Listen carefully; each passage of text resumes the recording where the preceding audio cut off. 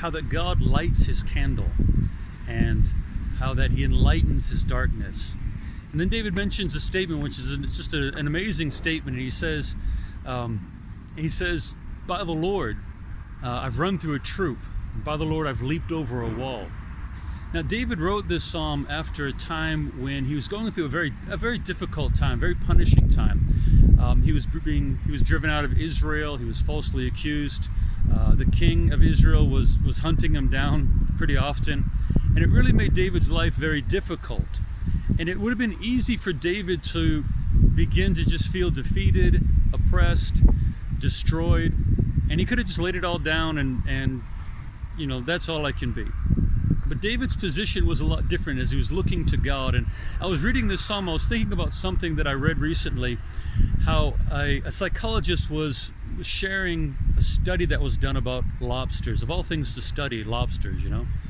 But he said that in the pecking order of lobsters, when they spar off to fight, when one is defeated, they begin to assume the posture of defeat, even so much that it rewires their brain for defeat.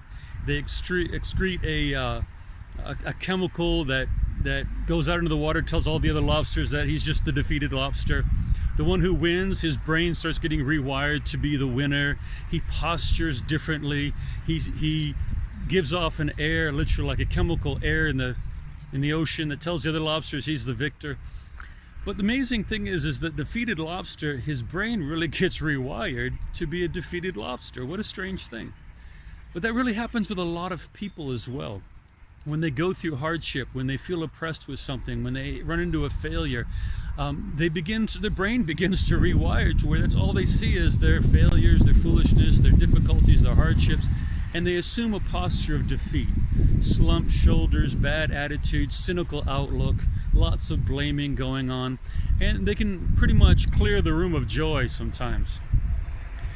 But David wasn't going to allow that to happen in his life. Instead of assuming a posture of defeat, he kept looking at God, who gives us the victory day by day. And he said, God lit my candle.